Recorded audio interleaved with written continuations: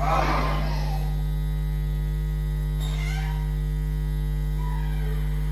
Prenez vos Bibles.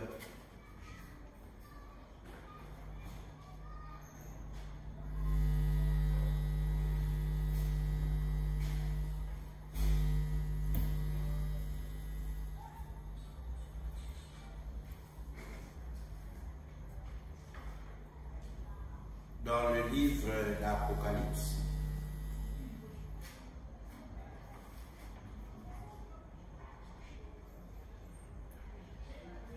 Chapitre 19 à partir du premier verset.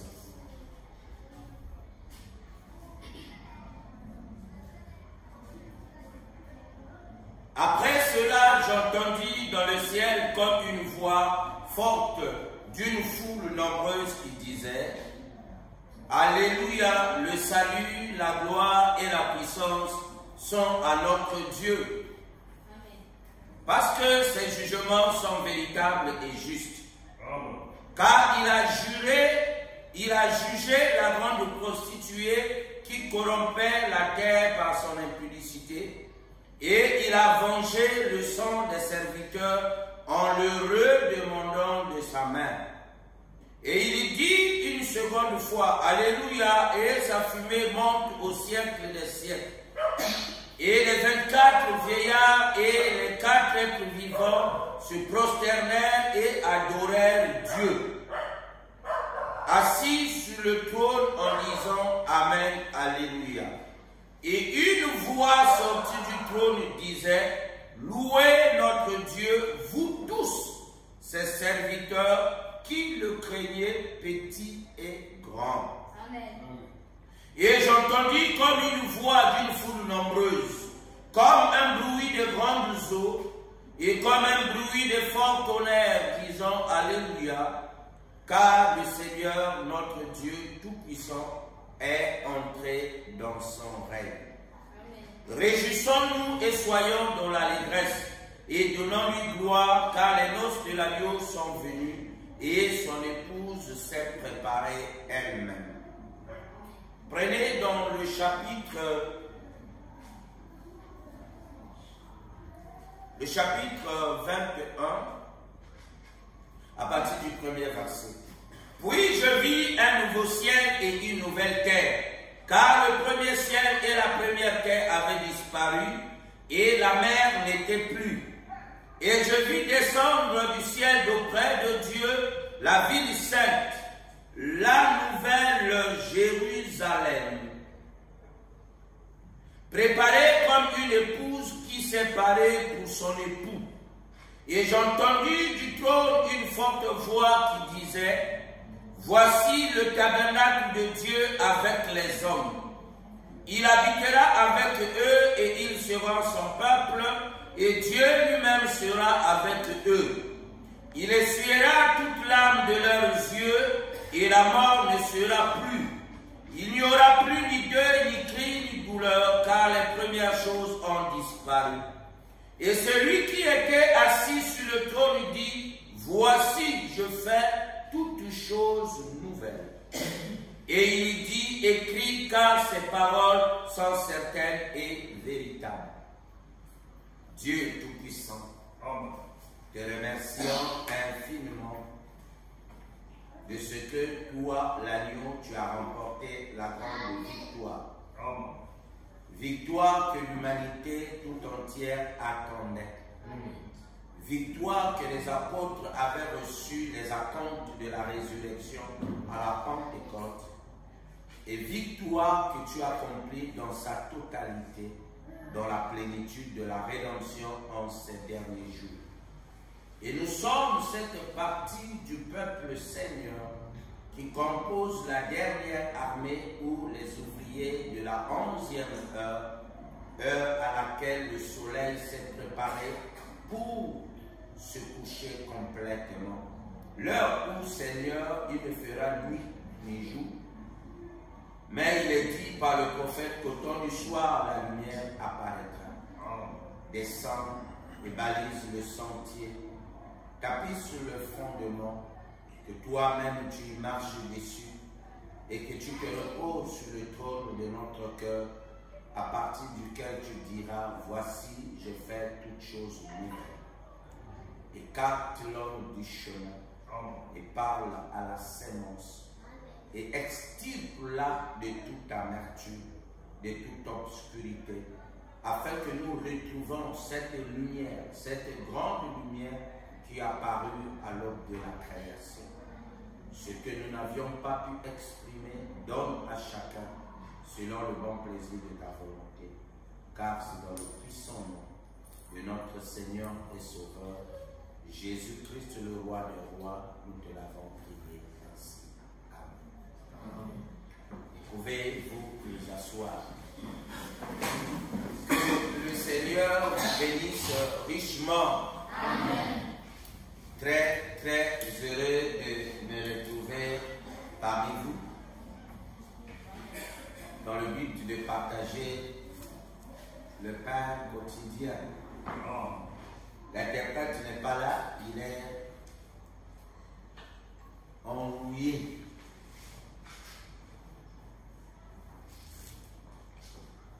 Parfois, nous craignons, parfois nous fuyons. Ce n'est pas le Covid, il ne va pas me contaminer en restant à mes côtés. Certainement que les narines doivent vous couler. Je leur demanderai ou je demanderai à quiconque qu'il y a toujours deux voies que Dieu donne à un homme. Il y a la voie inférieure et il y a la voie supérieure. L'autre voie, la troisième voie, c'est la voie normale. C'est celle-là que les démons peuvent attaquer et embrouiller. Mais il y a deux autres voies qui ne peuvent pas être touchées. C'est la voie inférieure, la voie basse et la voie haute. Le problème est que parfois ils ne se demandent pas, tout le temps qu'on est ensemble, est-ce que le pasteur n'attrape pas des grippes?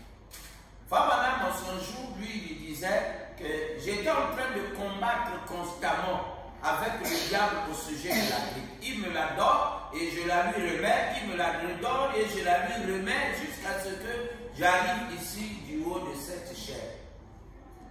Fabana était souvent embrouillé et il nous a expliqué la raison qui faisait qu'il soit embrouillé, c'était à cause de la calvitie. Comme lui aussi, il a déjà une calvitie commençante, vous comprenez que la grippe ne leur fait pas cadeau. Mais il peut faire un choix d'utiliser la voie inférieure ou d'utiliser la voie supérieure.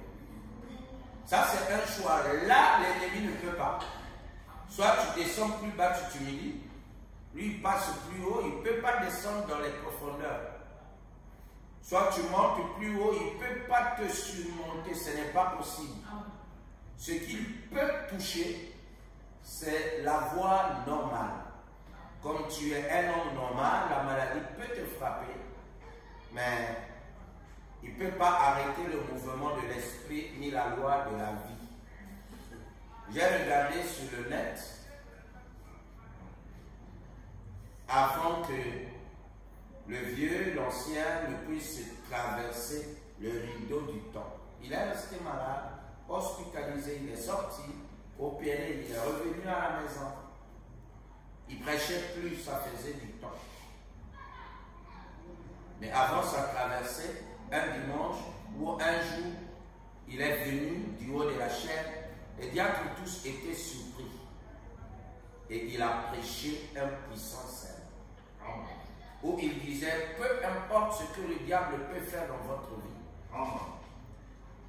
Ne le croyez pas, ne confessez pas qu'il vous a eu. Il ne peut pas vous avoir. Dès lors que vous avez reçu Jésus-Christ, lui ne peut plus vous posséder. Et il a prêché l'exacte vérité. Si vous êtes entre les mains de Dieu, comme le dit Frère Baron, même le plus petit croyant qui est venu seulement au Seigneur dans cette réunion, il dit le diable ne peut pas le dominer. dès qu'il retrouve, il reconnaît sa position. Ce n'est pas possible. Le diable ne peut pas le faire. Je ne sais pas. Dieu, lui, il garde les siens. Amen. Je ne sais pas si vous avez observé, si vous avez eu un chien à la maison. Et lorsque une chienne accouche, ce n'est pas n'importe qui peut s'approcher de ses enfants. Ils sont vulnérables, ils ne peuvent pas se défendre. Mais la maman donne toute son énergie, toute sa volonté, toute sa force contre qui oserait s'approcher de l'un de ses petits. Ça, c'est un animal qui n'a même pas l'esprit de Dieu sur lui. Il sait protéger sa progéniture. Et comme Lion le ferait, le Dieu Tout-Puissant est fort dans la bataille. Amen. Celui qui est l'Éternel des armées.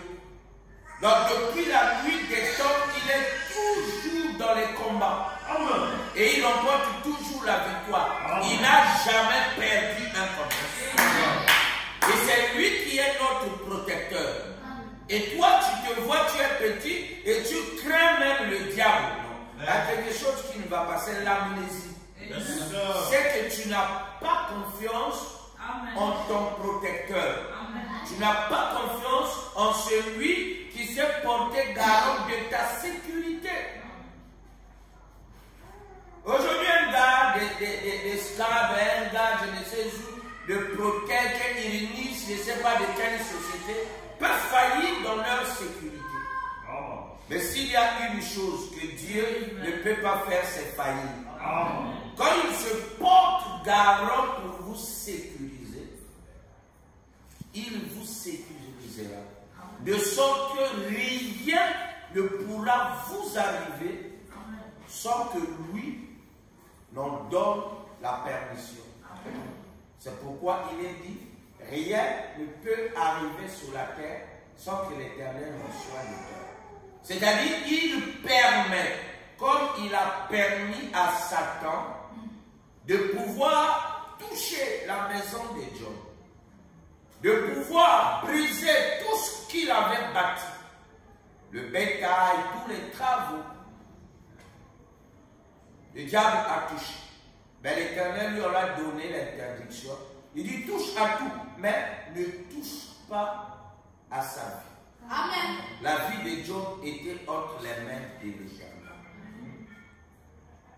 C'était entre les mains de l'Éternel.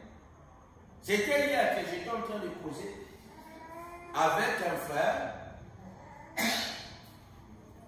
Il m'a dit, pasteur, mais je ne comprends pas comment les croyants aujourd'hui peuvent croire des choses qu'ils ne devraient pas croire.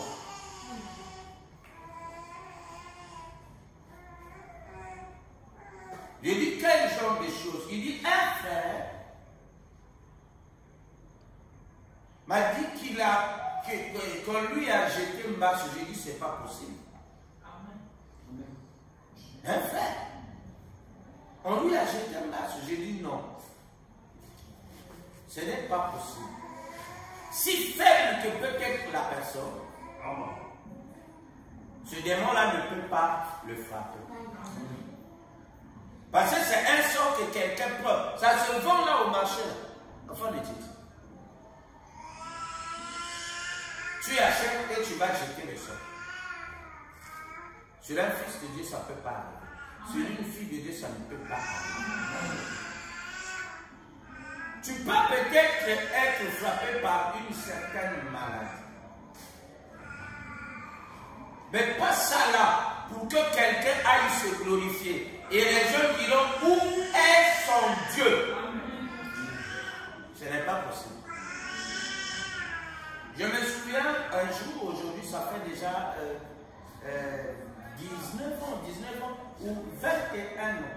Non, 20 ans exactement. 30 ans, puis ça date de 92. Le pasteur nous prêchait lorsqu'il était à Ousso. La parole secouait tellement la ville que ceux qui gardaient la ville ou le village n'étaient pas d'accord de la montée du message dans la ville de Luz. Et un jour, pendant qu'il était chez lui à la maison, c'est le matin, le soleil n'était pas encore levé, qu'un tonnerre fut lancé contre lui. Les frères tombaient de partout.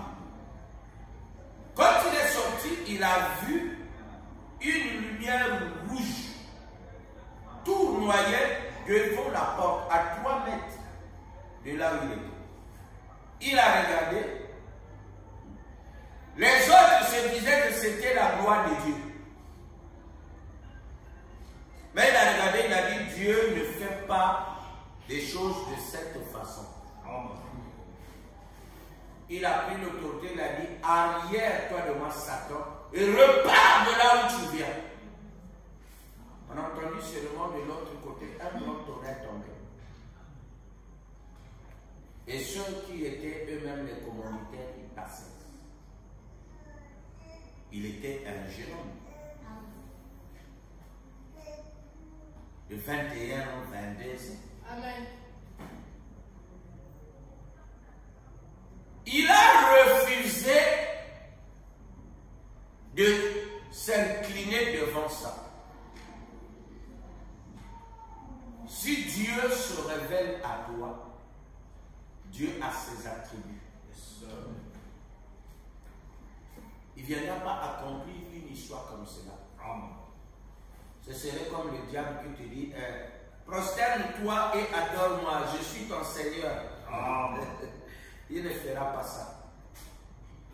C'est ainsi que beaucoup de gens adorent le démon. Ce n'est pas possible. J'ai dit aux frères, il y a une chose. Beaucoup de gens, par exemple, le fléau du siècle, lorsqu'il frappe le zoom, elle a des signes caractéristiques, elle a des signes extérieurs qui montrent que quelqu'un est touché par le HIV. Mais le zona ne signifie pas que quelqu'un a le HIV. Il faut que les tests de sang puissent prouver. Aucun médecin ne se résoudra à donner un traitement parce qu'il a vu le zona et tirer ses propres conclusions. Oh, la personne a le virus ou non. C'est une maladie de la peau, c'est une infection. Aujourd'hui, il n'y a que plus qui sont restés dans l'observation physique, les vétérinaires. Ils ont une fâcheuse habitude, donc ils prescrivent les traitements en regardant seulement par les signes extérieurs. Cela n'est pas une bonne pratique. Les signes extérieurs ne veulent pas confirmer l'identification d'une maladie. Car tous les démons aujourd'hui ont quasiment les mêmes manifestations. Il y a ce qu'on appelle un écuménisme. C'est comme si tu avais une fièvre qui monte et automatiquement tu dis que j'ai le palu. Ce n'est pas possible. Amen. Un frère s'est fait chasser comme cela dans le bureau d'un docteur. Il est allé, il a payé la consultation, on l'a mis dans la salle d'attente et son tour est arrivé, il vient, le docteur lui dit qu'est-ce que tu as? Il dit j'ai le palu. Le docteur l'a chassé. Dehors. Un autre.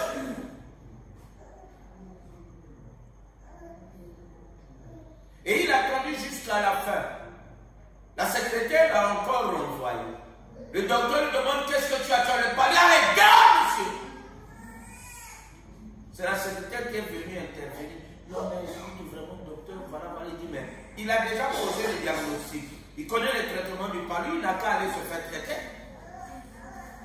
savait donner une grande leçon au frère. Il est venu me voir, il m'a expliqué, j'ai dit, mais comment toi le malade, tu connais déjà, tu as posé ton diagnostic. Quand la maladie est connue, la chose suivante qu'on fait, c'est de donner un traitement. Tu as diagnostiqué que tu as le palud. C'est de cette façon que beaucoup de gens viennent au Seigneur. Même à l'église, il vient voir le pasteur, il a déjà une solution à lui. Et il veut que le pasteur marche sur ce canal-là. Là, tu seras un bon pasteur. Mais si tu contredis cette manière de faire, tu n'es plus un bon monsieur. Tu deviens un mauvais monsieur parce que tu as arrêté ses ambitions. Les choses ne se passent pas de cette façon. Une manifestation extérieure ne te donne pas droit de conclure. C'est comme si tu vois quelqu'un dans une erreur et tu dis c'est un païen qui te pousse. Qu'est-ce qui te confirme que c'est un païen? C'est une paille qui est dans son œil et toi tu vois la paille qui est dans l'œil de l'autre alors que toi tu as une poutre. Je ne sais pas si les croyants un jour se sont assis et ont essayé de réexaminer ce que Jésus disait. On appelle poutre un gros poteau. Allez sur le trésor public de Brazzaville. Vous verrez les poteaux, gros comme ça. Si tu as ça devant toi, tu ne peux plus voir. Ce n'est pas possible que tu vois. Et je te dis, tu as une poutre dans tes yeux. Donc tout ton visage est voilé devant toi. Tu n'as pas la moindre opportunité de regarder devant toi et de voir. Et l'autre est devant toi ou loin de toi. Tu as l'audace de distinguer la paille. Donc un petit objet qui est dans l'œil de l'autre. C'est ça qu'il disait aux pharisiens hypocrites.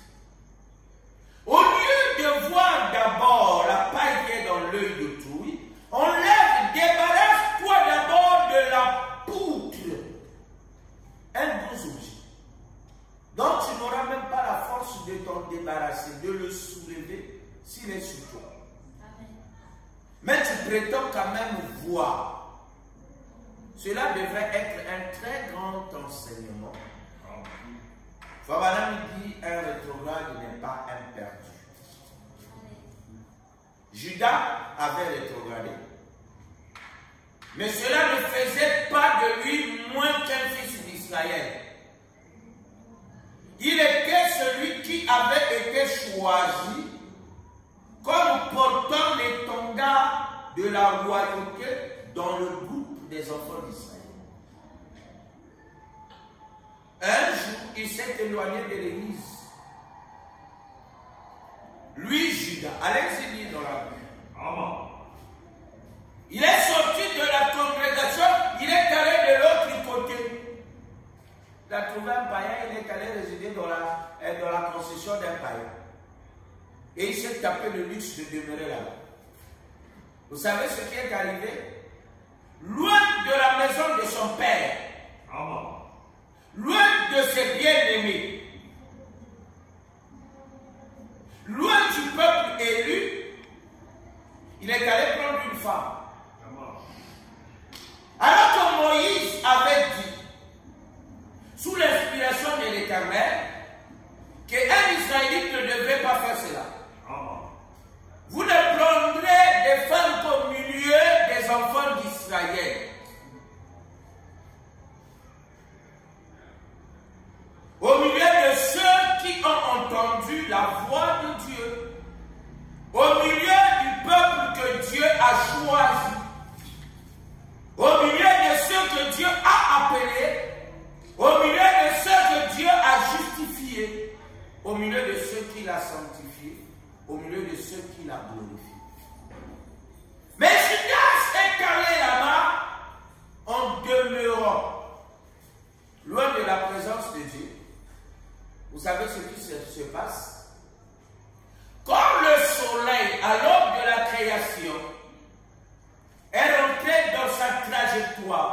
dans le mouvement de rotation et de révolution, il sortait de lui des parties qu'on appelait des escories. Et les escories là étaient le soleil. Ils étaient une bonne partie du soleil. Sans eux, le soleil n'était pas soleil. Ils sortaient du soleil et ils continuaient leur trajectoire en s'éloignant du soleil. Tant qu'ils restaient dans la présence du soleil, ils étaient brillants, ils étaient chauds. Mais en s'éloignant, la Bible dit qu'ils s'obscurcissaient. En s'éloignant, ils devenaient tout sombres, alors que le soleil lui est rouge. Rouge de feu, rouge de colère. Mais eux perdaient la coloration du soleil et ils s'assombrissaient et après ils se refroidissaient et ensuite ils étaient couverts de glace. Voilà ce qui arrive à un fils qui se loigne du soleil qu'il a engendré.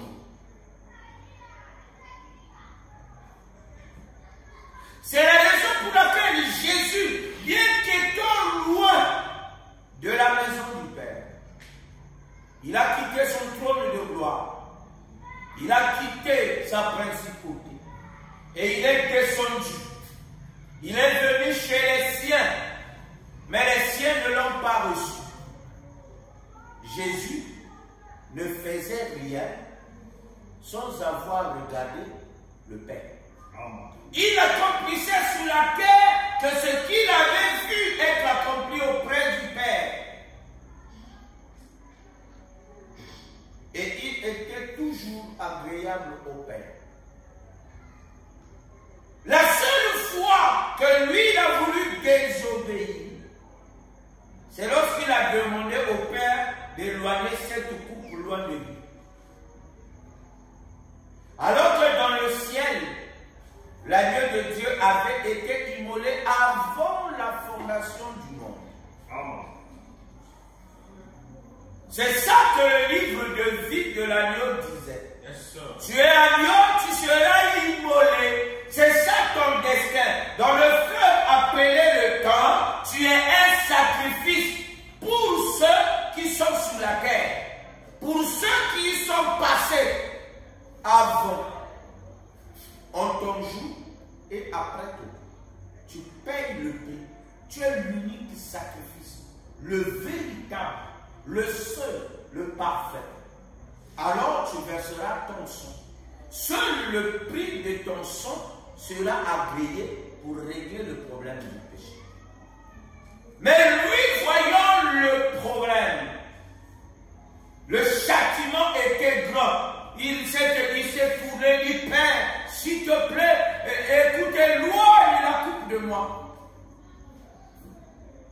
Pourtant, c'est la seule erreur que ce monsieur ait commise. La seule fausse demande qu'il ait faite, c'est parce qu'il était un homme. Il portait l'humanité sur lui. C'est normal qu'il agisse comme un homme. Car les hommes généralement oublient leur position, oublient leur origine, oublient qui ils sont. Il a demandé. Le Père n'a même pas écouté. Alors qu'il a enseigné aux gens, tout ce que vous demanderez au Père en mon nom, je ferai de sorte qu'il vous l'accorde. Et il vous l'accordera. Dans le nom de Jésus, en lui seul, était la clé de voûte de la maison de David. C'était la clé qui ouvrait toute porte. Quelle que soit la situation, quand tu venais au nom de Jésus, la situation trouvait sa solution. Mais quand lui-même, ce Jésus, après qu'il a enseigné ça, les mêmes apôtres qui avaient entendu cet enseignement étaient là et ils ont entendu dire, Père, je te prie, éloigne la coupe de lui. Il dit, vraiment. Il commence à enseigner ce que lui-même ne peut pas vivre. Fabalam disait, j'aime écouter Orman Neville. C'est parce que Orman Neville vit ce qu'il prêche. Il était un puissant prédicateur au regard de William Allen Branham. Orman Neville a commencé à prêcher, à être pasteur avant Frère Branham.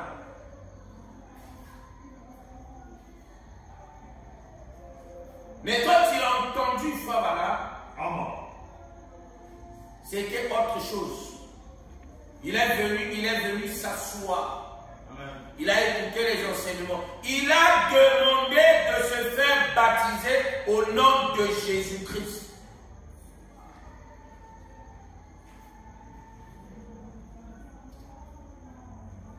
C'est Thomas David, un aîné de William Branham. Il s'est humilié devant la force de la révélation. Et il a été baptisé au nom de Jésus-Christ. Et Frère Branham lui a dit de persévérer dans l'enseignement et dans la communion et dans l'étude de la parole. Quand il a été convaincu, Orman Neville ne voulait même plus prêcher. Frère Branham lui dit, tu es un homme de Dieu. Tu as été appelé de Dieu. Mais Dieu ne pouvait pas continuer à t'utiliser alors que sa présence était là. Ce n'est pas possible. Il a fallu que tu sois dans les normes. La parole ne viendra pas te conduire en dehors de ces principes. Quelqu'un peut avoir, on est appelé de Dieu dès avant la fondation du monde. L'Éternel dit, je te connaissais avant que tu fusses formé dans le sein de ta mère. Moi, l'Éternel, je te connaissais. Quand tes os étaient encore au niveau des cartilages, Jérémie, moi, je te connaissais. Et je t'avais établi prophète des nations. Tout ça, l'enfant n'était pas né. Dieu l'avait dédicacé. Et si les hommes refusent de te dédicacer, est-ce la gloire des hommes que tu cherches là? Ou la gloire de Dieu? Parce qu'une chose qui est une norme, l'on ne peut pas refuser de consacrer un homme qui est entre les mains de Dieu. Frère Branham dit, ce n'est pas l'imposition des mains qui transfère ou qui donne le don de Dieu à quelqu'un. Non. Mais l'imposition des mains, c'est un signe de reconnaissance que cet homme a un appel de Dieu dans sa vie. Mais aujourd'hui, qu'est-ce que nous constatons? Il suffit de donner un séminaire, que vous appelez les gens, ils viennent assister au séminaire et vous enseignez sur une certaine chose, la guérison divine, les signes, les miracles, mais cela est le domaine de tout croyant. Vous imposerez les mains aux malades et ceux-ci seront guéris. Allez-y prêcher la bonne nouvelle à toute la création. Celui qui croira et qui sera baptisé sera sauvé. Ça ne veut pas dire que si vous n'êtes pas baptisé, vous n'êtes pas sauvé, mais vous n'avez pas le plein salut. Parce que le baptême est une ordonnance du Seigneur lui-même. Vous ne pouvez pas aller au-delà sans passer par le baptême. Vous n'irez pas loin, parce que c'est un engagement. Dans notre pays, nous avions vu comment les gens étaient devenus des fonctionnaires sans pourtant que la note d'intégration puisse sortir. J'ai vu des amis qui étaient devenus des professeurs, des fonctionnaires. J'ai dit,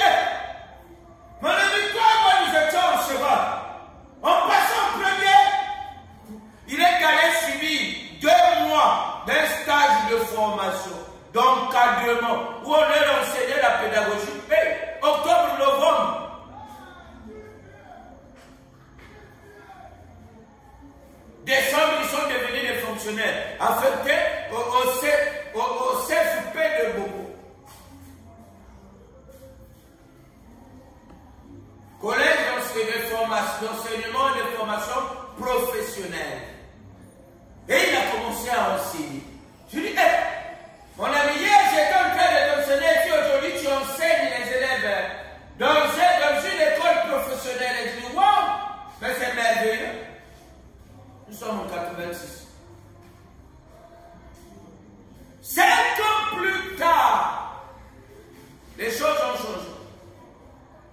On les a tous arrêtés et fait asseoir. Oh non, il n'y avait pas du tout d'arrêté d'intégration pour vous. Fallait les vérifier les diplômes, comme vous savez. On les a arrêtés 1 mois, 2 mois, 3 mois. Après 3 mois, après, les deux sont sortis.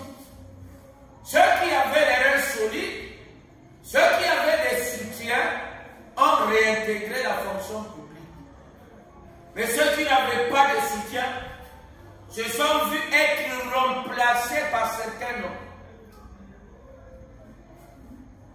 Vous voyez? Parce qu'ils n'avaient pas d'engagement. Le baptême est un engagement. Paul, sous-sol de Tarse, il avait rencontré la colonne de feu. Alors qu'il était sur le chemin de Damas, la colonne de feu l'a rencontré, l'a frappé, l'a jeté par terre. Il lui a dit, Saul, Saul, pourquoi me persécutes-tu? Saul était un hébreu,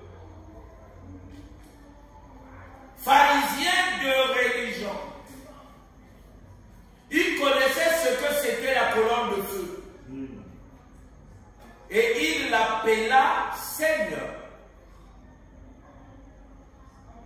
Saul de Tarse était l'étudiant du meilleur docteur en Israël. Amen. Il était disciple du grand docteur appelé Gamaliel, le ténor de la doctrine. Gamaliel avait enseigné dans son école que la colonne de feu est le Dieu d'Israël.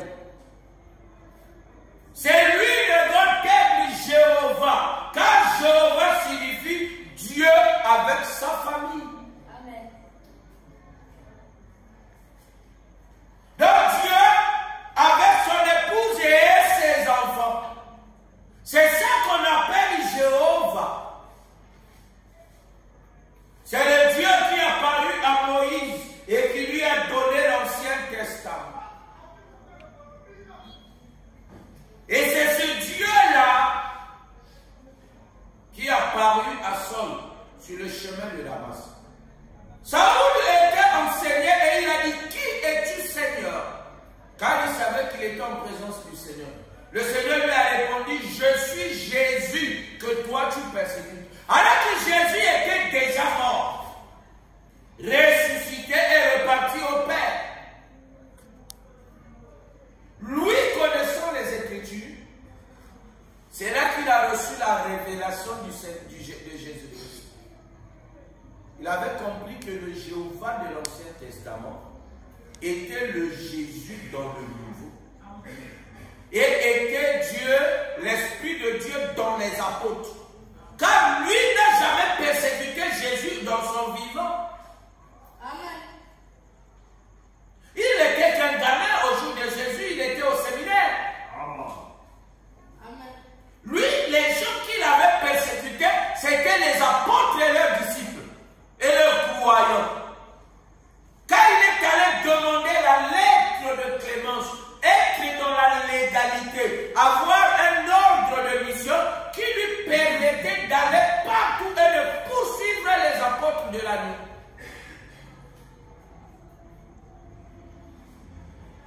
Et le Seigneur lui dit, je suis Jésus, que toi tu persécutes. Alors il partait pour persécuter les disciples. Saul de Tarse avait compris la notion de Dieu dans la chair humaine. Amen. Dieu vit dans les humains. Amen. Il ne vit pas en l'air. Amen. Il n'est pas sur un arbre, non. Quand je vis dans la présence de Dieu, c'est le Dieu qui vit en toi. C'est le Dieu qui règne en toi. Lorsqu'il rentre dans ta vie, c'est terminé. Il dit alors, c'est fait. Toutes choses deviennent nouvelles. Tu n'es plus le vieil homme que tu étais. Mais tu deviens un nouvel homme.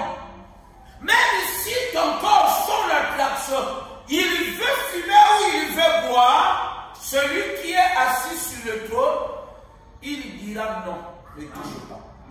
Tu ne fumeras pas, tu ne boiras pas. C'est ce qu'il a dit à William Marion Branham.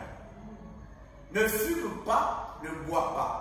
Car, quand tu seras grand, j'aurai un travail à faire avec toi. Cette écriture, Dieu l'accomplit dans la vie de tout un chacun. Amen. Quand tu veux faire ce que tu faisais avant, William Branham lui pouvait entendre comme un homme qui faisait Vous connaissez cet oiseau-là? On l'appelle le coucoumé.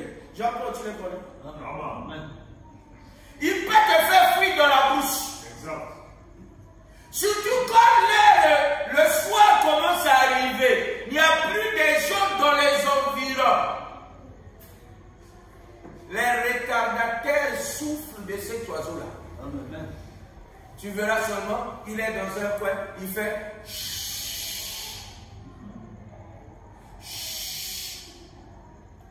Tu vas croire au diable.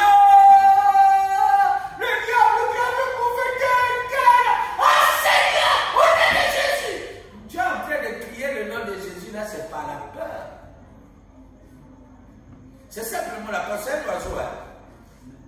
Et Frère Branham entendait une voix qui disait chut. Le vent pouvait souffler autour de lui. Il savait que cette présence était là. Il t'empêchera. Ne le fais pas. C'est pas ta vie. Ça, c'est l'ancien, le premier homme, le vieil homme. Mais ce vieil homme est déjà balayé. Balayé comment? Dans un processus. Puis je vis un nouveau ciel. Le ciel consiste en la parole. Amen. Et les atmosphères sont créées par la parole. Amen.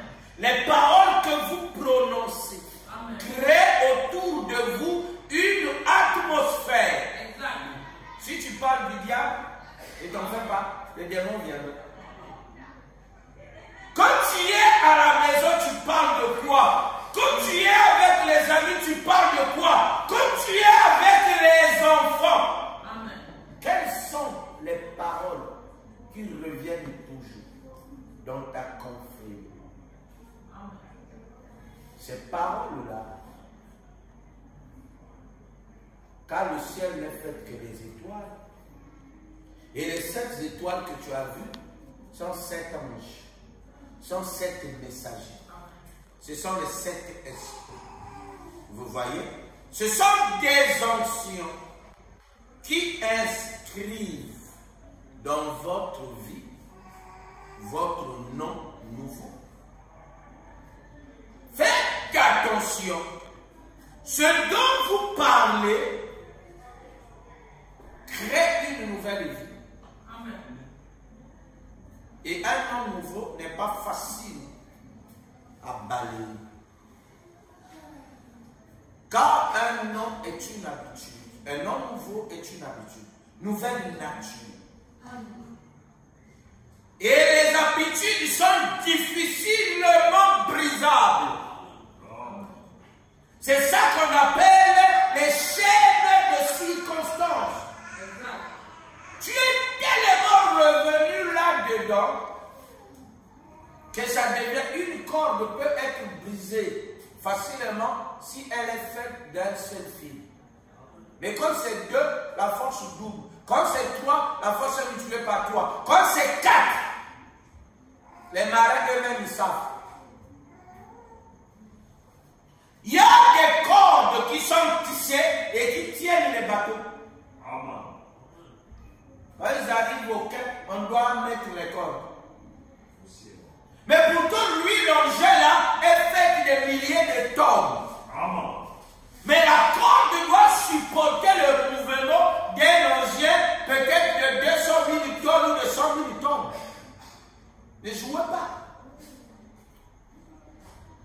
les habitudes,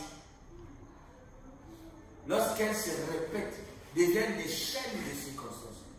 Donc, qui vous lie? Et si ça ne dépend que de vous-même pour vous en sortir, ce n'est pas facile. Il faut que la force vienne de Dieu. Il faut que la force vienne de la parole. Pas n'importe quelle parole, la parole venue de Dieu, la parole révélée en votre jour. Amen. Car chaque ange avait un écritoire sur lequel étaient écrits les noms des élus de son âge. Paul est venu et il a écrit. Il a dit aux Éphésiens ou aux Corinthiens, vous êtes les épîtres vivantes écrites de mes propres mains.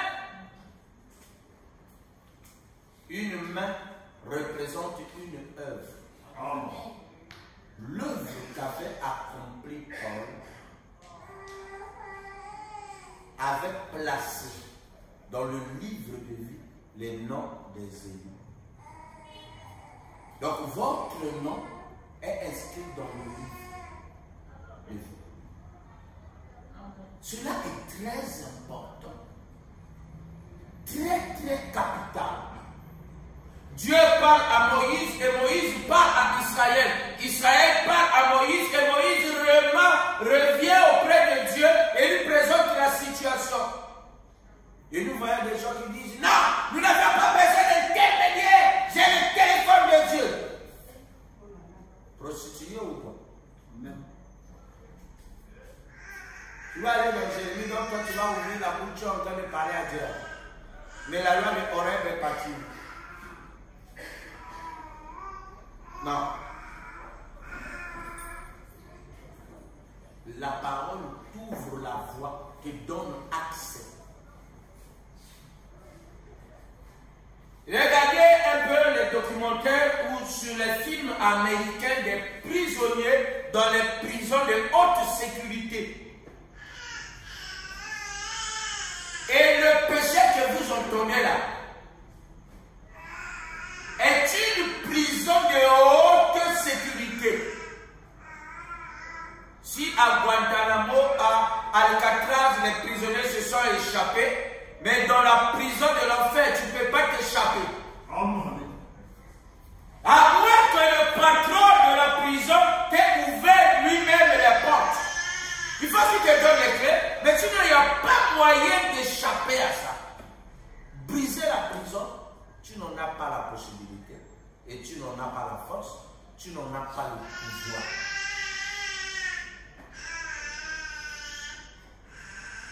Pierre, lorsqu'ils étaient arrêtés et placés en prison, et qu'un ange leur avait visité, c'est pas Pierre qui a ouvert les portes de la prison.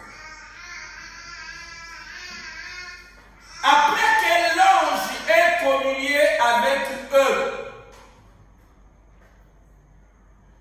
l'ange en avançant, eux ils suivaient seulement les pas des anges.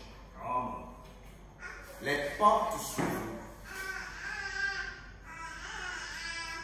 Partout où l'ange passait, parce que l'ange était le messager que Dieu avait envoyé pour eux. Ils ont écouté la voix des anges et ils ont obéi à la voix de l'ange. Cela leur a donné l'opportunité, le droit de sortir. Si Pierre avait refusé, était resté en prison, le lendemain il serait exécuté.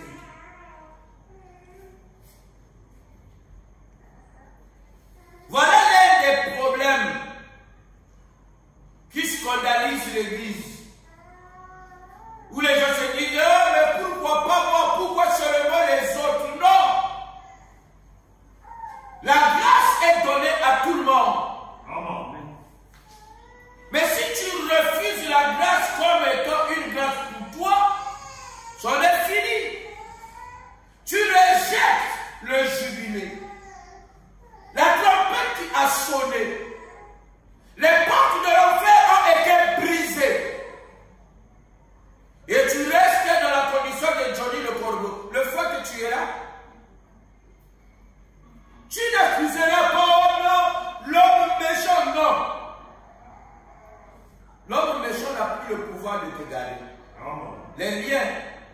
le gentil est venu, le bon samaritain, et il t'a décaché. Un jour, Fabana était dans une ville. Il passait à un endroit et il a trouvé un nègre qui était dans une cage. Il passait, ça faisait mal à William Branham. Car il savait la nature de l'aigle. Il dit la nature de l'aigle n'est pas de rester dans une cage. C'est qu'ils sont volés dans les hauteurs les plus hautes, aller sur le plus haut des rochers. Un jour, Abraham est venu voir le monsieur. Il lui a dit, monsieur, pourquoi tu gardes cet animal dans cette cage? C'est pas juste. Il dit non. Si tu veux, tu peux payer. Il dit, il faut combien? Il a donné le montant. Frère Abraham est allé à rassembler plus d'argent que ce qu'il avait demandé. Et il est venu. Il a donné au monsieur. Monsieur lui a fait des papiers certifiant que cet aigle-là avait maintenant le droit de s'en aller avec M. William. Fabalem demanda les clés de la cage et il ouvrit la cage. Il sortit l'aigle, mais l'aigle ne s'envolait pas. Lui qui autrefois avait été fait pour demeurer dans les hauteurs, Fabalem essayait de le secouer, l'aigle refusait de s'envoler. C'est ce qui arrive à beaucoup de gens qui sont appelés fils de Dieu.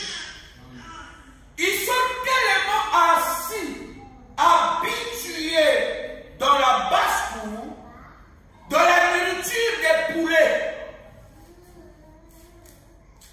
comme l'œuf de l'aiglon. Qu'un fermier avait volé, avait ramassé dans les hauteurs des montagnes. Et il est descendu avec cet œuf-là.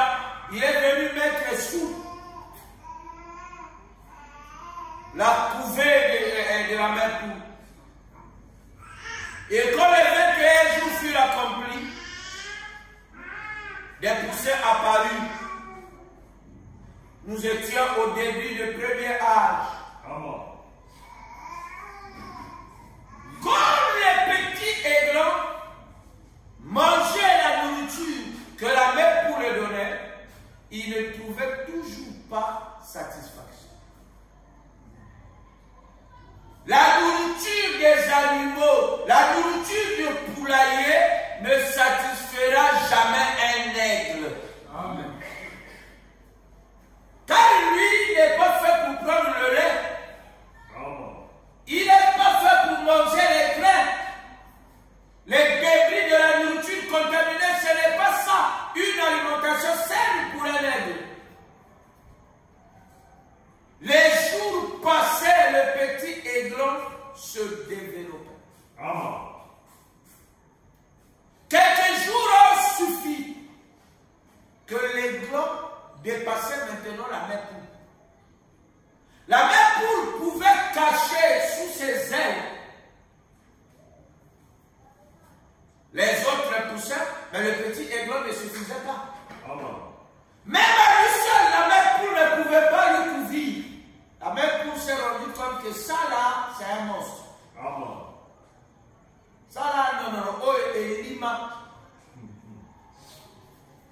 Elima Ngando. Comment moi qui l'ai engendré, je ne peux plus aller compris qu'il y a quelque chose qui ne va pas. C'est comme cela dans beaucoup de foyers, dans beaucoup de familles. Les pères se rendent compte que tel enfant n'est pas le mien. Va-y chérie, non, tu me casses des choses. Car mon sang réagit à mes propos. Celui-ci, je le trouve un peu trop bizarre. Hein?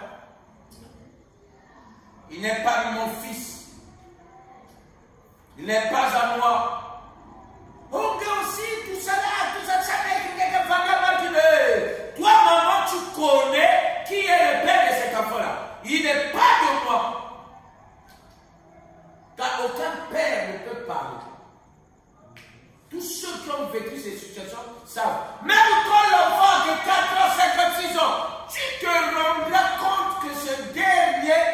n'obéira pas à tes ordres. Tu parles, l'enfant refuse d'obéir. Tu parles, il murmure. Mais aux autres, quand tu parles, ils obéissent. Parce qu'ils reconnaissent l'empreinte de voix de leur gène qui leur a engendré. Le son parle. Et quand le Père parle, le son doit reconnaître la voix du Père. Amen. Quand Jésus disait que je connais, mes brebis entendent ma voix et elles me suivent, il savait. Si c'est ton Père qui parle, toi étant que fils, tu suivras.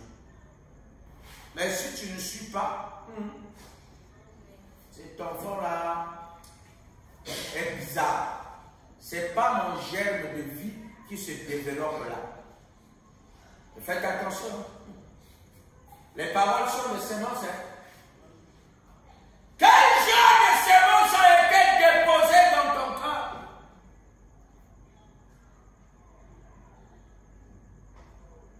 Et quand on parle, la semence ne réagit pas. C'est quand même bizarre. La même poule fait toc.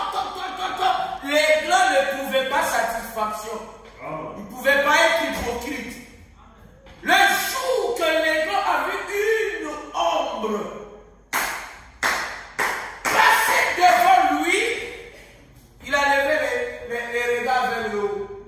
Et quand le son de la trompette a trompetté, les glands criaient maman. La même poule a cru que c'était un tonnerre.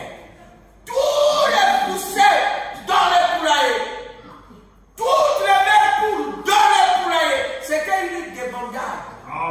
Car l'envol de l'aigle sur le poulailler avait créé une désolation. Mais le petit aiglon, lui, se sentait maintenant à l'aise. Il était sécurisé. Il était content. Il dit oh maman, reviens encore maman. La même poule est partie. C'est comme un avion avant d'atterrir. Il fait le tour. Cherche une bonne position, fixe dans sa trajectoire. Mais quand la mère, elle est partie, en revenant, le petit aigle a crié maman, je suis là. La mère, elle a dit, tu as tout ce que j'ai en toi. Tout ce qui est en moi est en toi. C'est ça le problème de l'Église. Tout ce qui était au Père, Dieu Tout-Puissant, l'Éternel des armées, Dieu fondé puissant dans la bataille, il avait déversé dans le Fils. Et tout ce qui était dans le Fils Jésus, qui pouvait dire tout pouvoir m'a été donné dans le ciel et sur la terre. Tout le pouvoir là, céleste et terrestre, il a donné à l'Église. Quelle Église? Église parole parlée, fait chair dans le corps humain. Malgré tes hauts et tes bas, lui Dieu ne regarde pas ça. Il connaît la loi de la vie que l'enfant va toujours traîner, va trébucher, va marcher à quatre pattes. Mais le but final qu'il fixe est qu'il se tiendra debout et plus jamais ne repartira à quatre pattes. Peu importe sa faiblesse, une fois qu'il s'est levé et qu'il a maîtrisé, la leçon est comprise, c'est terminé la marche à quatre pattes. Qu'il pleuve, qu'il neige, il continuera sa route. Et Bonga, toujours meilleur. Il est en train de s'affermir. Il dit maman, viens me chercher. Il dit non, suis simplement mes instructions. Il n'y aurait plus de Jésus dans la chair humaine. L'homme de Hoffman, vous ne le verrez plus. Amen. Mais tout cas, il le verra, ce n'est pas l'homme ici là que vous allez voir. Non. Il dit non, tu as tout en toi. Tu es un nègre. Alors, pratique simplement l'enseignement. Mets en application ce qui t'a été enseigné depuis la nuit des temps.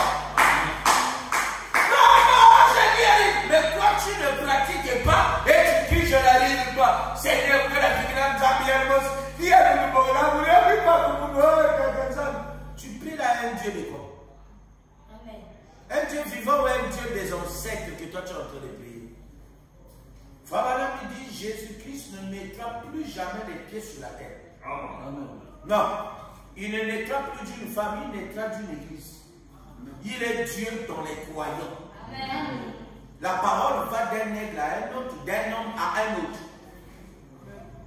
Donc ne te pas Jésus qui viendra dans les airs.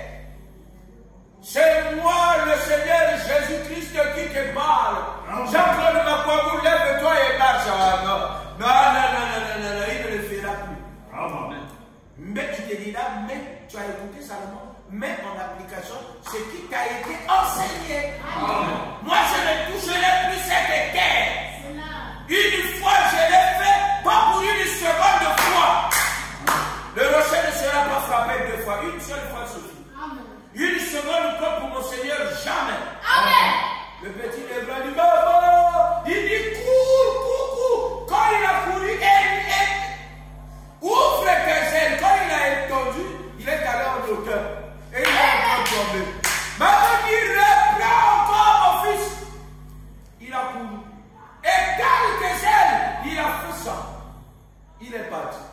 Maman dit alors ouvre le vent. Quand il y a des plumes qui sont à l'arrière, qui conservent, qui gardent le vent.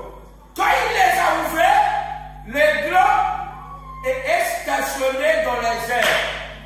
Il lui dit alors change de position. Quand il changeait, le vent l'amenait dans une autre direction. Il dit modifie la trajectoire. C'est de cette manière, en appliquant étape par étape les instructions de la mère aigle, que l'aiglon s'est retrouvé dans la même hauteur que la mère aigle. Lui ne te prendra quand tu t'assieras sur son trône. À celui qui vaincra, je le ferai asseoir sur mon trône, comme moi j'ai vaincu et me suis assis sur le trône du Père. Que le Seigneur